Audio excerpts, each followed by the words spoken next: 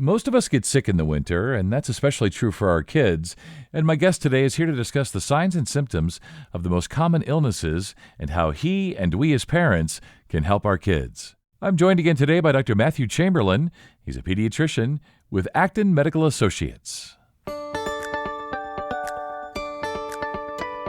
This is the HealthWorks Here podcast from Emerson Health. I'm Scott Webb. Doctor, it's great to have you back on again. Today we're going to talk about ways to help parents, with sick kids and what to be on the lookout for, how to help them feel better, all that good stuff. So let's just start with just the most common illnesses that children experience in the winter months. Well, the most common one that we see is just the common cold, which can be caused by a number of different viruses. So sometimes when kids have a little sniffle, it's just the common cold. Sometimes they can develop pneumonia. That's another one we've been seeing a lot. Walking pneumonia has been going around. Then we also have typical pneumonia. So those are two things that I've been commonly seeing. I would say those are the top three amongst all the other infections that are out there. Yeah, and I'm sure you're also recommending vaccines, the various vaccines that are out there for kids if they're eligible and so forth. Let's talk about the signs and symptoms. I know one of the issues when you started talking those greatest hits, the cold, flu, pneumonia, RSV, so many of the signs and symptoms sort of resemble each other, and so that's why we have experts and you guys do what you do in terms of diagnosing. But what should we be on the lookout for and what should concern us as parents? The biggest things that we'll notice with kids is that they're coughing, or they're having trouble breathing, or they have a runny nose.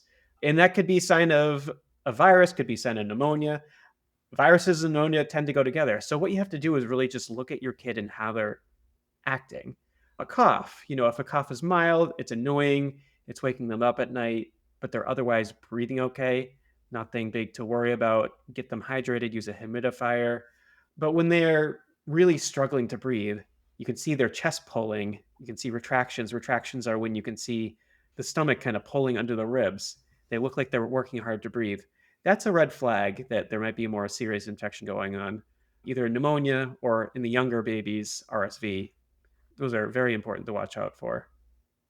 Yeah, I just want to stick with RSV for a minute. I know you wanted to talk about that and how important it is that, especially for the little ones, if we suspect that, that we get them into the doctor, we get them tested, that sort of thing. So just briefly about RSV, why is it important that that's diagnosed and treated? So RSV is, a disease of infants in kids under 2. So it's really important to identify it because these kids really need supportive care. And sometimes they need supportive care in the hospital when they get it. It's not an illness that we can treat with antibiotics. So sometimes when the kids have those retractions, they need some extra support sometimes in the hospital. Not all the time, but they should be followed closely by doctors just to ensure that they're getting better and fighting off the illness on their own. Now, one way to protect against that is with the RSV antibody that has come out, and we've been giving, it's called Beyfortus, and we've been giving that to infants at birth to try to give them passive immunity against RSV so that they already have antibodies to attack the virus if it does encounter their immune system. Yeah, it's so important, especially for the little ones, the infants. And let's stay with sort of respiratory illnesses and just talk about, just generally speaking, because we start getting into, well, is it a virus? Is it bacterial? But in general, with respiratory illnesses or illnesses in general for kids, how are the medical professionals treating them? So when kids get sick and you don't really know what it is, it's hard to identify as a parent. So that's when you need to come to a doctor so that we can help figure out what exactly we're treating. Is it a pneumonia? Is it a virus like the common cold? Is it the flu? What medications can we give? So to do that, we kind of need to have an evaluation, typically with the doctor in the office. Listen to their lungs, maybe get a chest x-ray, maybe swab for COVID or flu, see what's causing the fever, see what's causing the cough. And that way we can help guide you with either antibiotics.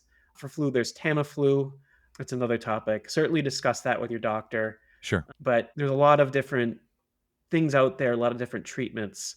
So you definitely need doctor's guidance to kind of figure out what's what and what the best plan is for treating your illness.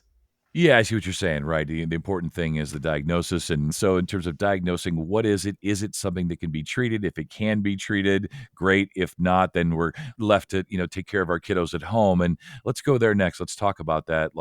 So we've got a sick child. There's no magic pill, there's no cure for it. It just needs to run its course, so to speak. So, how can we help them? How do we help them recover and be comfortable and stay hydrated? All that good stuff.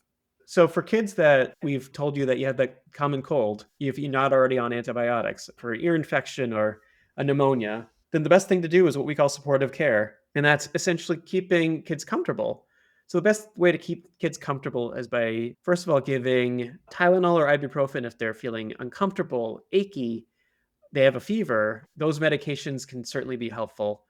Ibuprofen's great because it does what Tylenol does, but also does inflammation. So if you have an ear infection, it does great for reducing inflammation. What's great about those is you can also alternate them.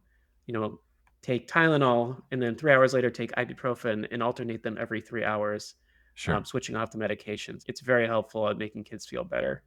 And if you have questions about dosing, ask your doctor because sometimes it's difficult to know what the correct dose is based on kids' weight. We always make sure we do updated weight-based dosing for your kids. So talk to your doctor if you're not sure what dose to give.